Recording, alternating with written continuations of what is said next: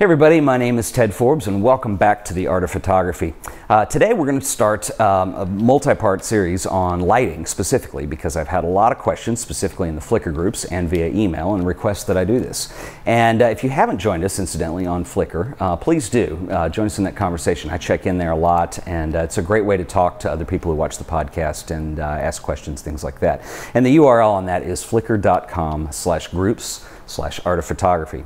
Now we're going to talk about lighting today, and specifically we're going to talk about external flashes you can buy for your camera, speed lights, some manufacturers like to call them. And before I get into talking about flash and artificial light too much, I do want to say this, that when at all possible, and this is my personal preference, I like to use natural lighting. And if you're familiar with my work at all, you'll see that I rarely do use flash. But you know, there are times where you have to. I just feel like that if I can, use light coming in a window or I'm outdoors, something like that, if I can manipulate natural lighting, I always get just much superior results that way. And that's just my personal opinion. But there are circumstances or situations that call for needing external lighting. For instance, if you're inside in a room that's poorly lit, or strangely lit, even worse, or let's say it's dark, or a combination of the two. And so there are situations where you do want to use an external flash. So the benefit over using an external flash over on camera, and I'm going to show you that in a second. But one thing I want to note about light, and this is just a physical nature of light, is that light rays travel in straight lines, okay? And so what you want to be able to do is diffuse that lighting. Okay, so if you're being hit with direct light, usually shadows come out a lot. It's real contrasty, bright brights and dark darks, things like that. And when you diffuse the light, and we're going to talk about methods on how to do that, you create a much softer balance of light, a much more pleasing contrast that's a little lower, things like that. For instance, in the studio lighting right now, I'm using studio lights, but we have a softbox set up, and we'll get into that later. But basically, it breaks up the light and creates a much softer look to it.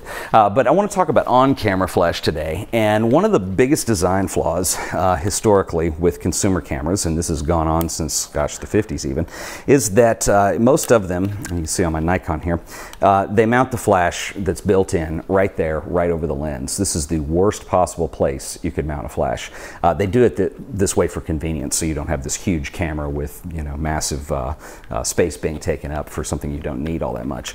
But point and shoots do the same thing. Sometimes it's a little to the left or to the right of the lens, but still it's positioned. And we talk about direct light being really harsh, and talk about harsh. You're pointing at your subject and you're popping that flash right at them.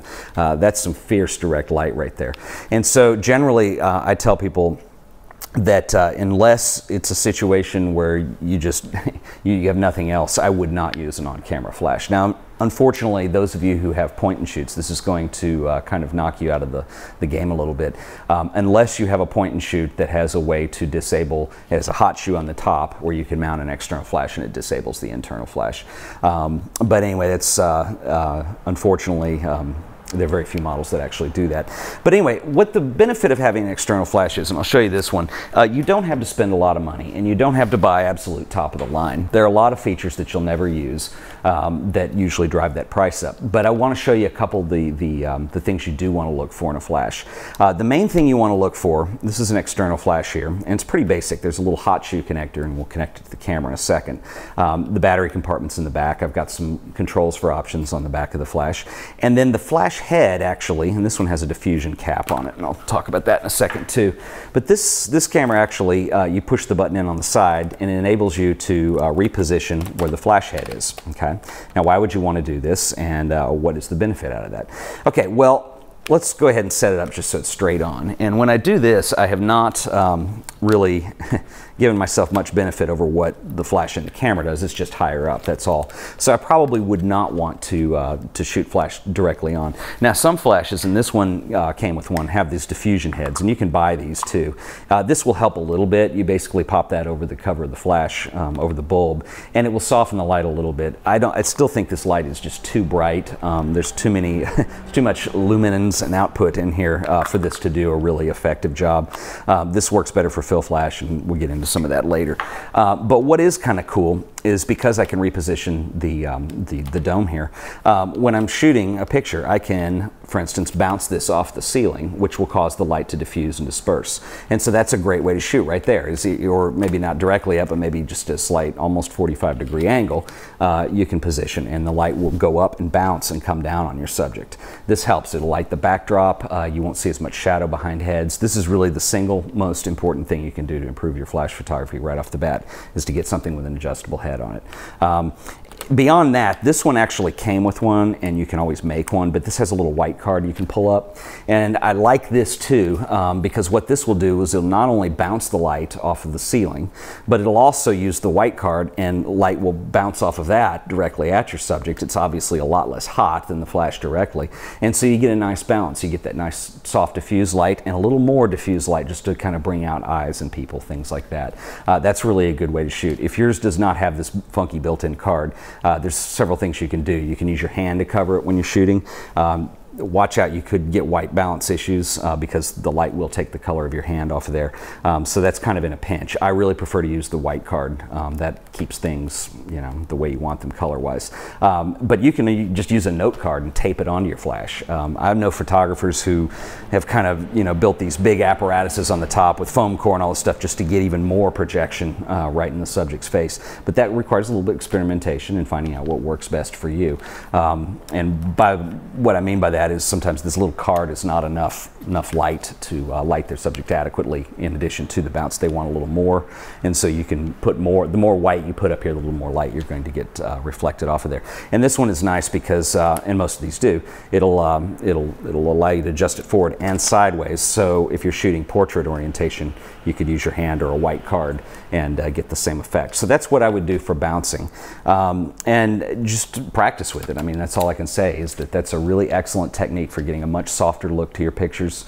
You know, I think all of us grew up as kids, you know, with some kind of point and shoot, and you get these garish looking flash photos, and being able to bounce that light will really help you. Now, another thing to note on here, I said even the color of your skin will affect the white balance sometimes. Another thing that will affect the white balance is the color of the ceiling, and so you need to be careful about that. If you're in a room that has a painted ceiling of some kind, and I'm not talking off-white, I'm talking red or black sometimes, especially if you're in a studio. The other thing that you can run into is high ceilings. Sometimes they're too high to get an effective bounce off. But basically, one last thing I'll note in this episode is that the mode I've selected on the back.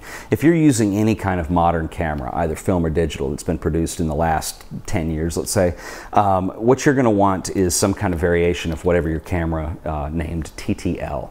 Now, TTL is an abbreviation that came out, I guess, probably in the 70s with early flashes. It just basically means through the lens metering, or TTL, through the lens.